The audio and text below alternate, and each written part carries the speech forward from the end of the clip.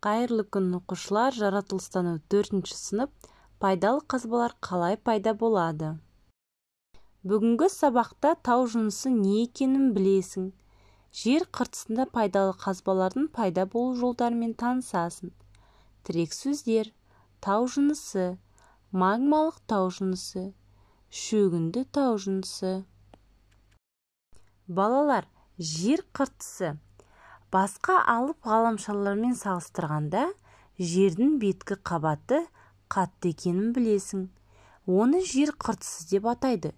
Ол миллиардтаған жылдар бұрын қалыптасып, сыртқы және ішкі күштердің әсерінен үнемі өзгеріске ұшырап отырды. Жер қыртысының біраз бөлігі құрлықты құрайды, біраз бөлігі су астында жатыр. Жер қыртысы түрлі заттардан құралады. Суретке қарап, жер қыртысындағы нелер бар екенін ата. Олар қалай пайда болған? Өз ойыңды түсіндір. Міне балалар, суретте көріп тұрғандарыңыз жер қыртысы. Жер қыртысы магма, тау жыныстары, шөгінді жыныстардан тұрады. Жер қыртысы тау жыныстары құрайды.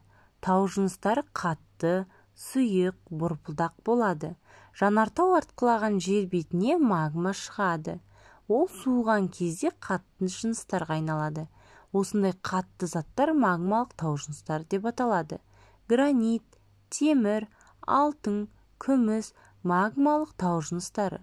Олар таулы аймақтарда көбірек кездеседі. Шөгінді тау жыныстары жердің бетіндегі заттардың шөгуінен пайда болады. Олар көбіне жазық жерлерде кездеседі.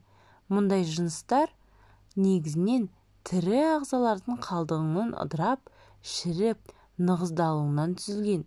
Бор мен әктас жануар сүйектерінің шіруінен пайда болады. Ал тұз ежелгі теңіздер мен көлдердің орнына шоғырланған.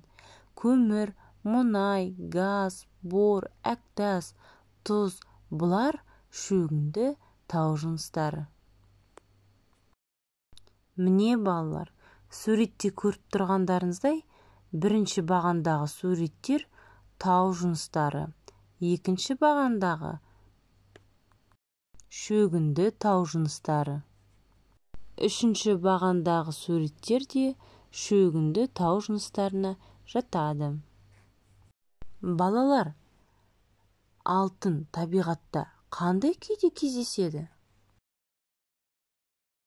Жақсы балалар, осы тақырыпты зерттеңіздер. Есте сақтаңыздар балалар. Мұнай, газ, көмір, әктас, гипс, бор тірі ағзалардың қалдығынан пайда болады. Тұз, саз, суда пайда болған шөгінді тау жыныстары. Темір, мыс, алтын, күміс, гранит магмалық тау жыныстары. Білесіздер ме балалар? Тау жыныстары минерал деп атайды. Олар бірін-бірінен құрамы, қасиеті, сыртқы түрі жағынан ерекшеленеді. Минералдар көбіне кристалдардан тұрады. Кристалл көп жақты қатты табиғи дене. Сирек кездесетін минералдарға алмас, платина, саф, күміс, графит жатады. Кең тараған минералдарды өз өлкемізде жиі кездестіреміз. Олар дала шпаты, кварц, слюда. Жақсы балалар, сабағымыз аяқталды. Назарларыңызға рахмет. Сау болыңыздар. Менің каналыма жазылуды ұмытпаңыздар.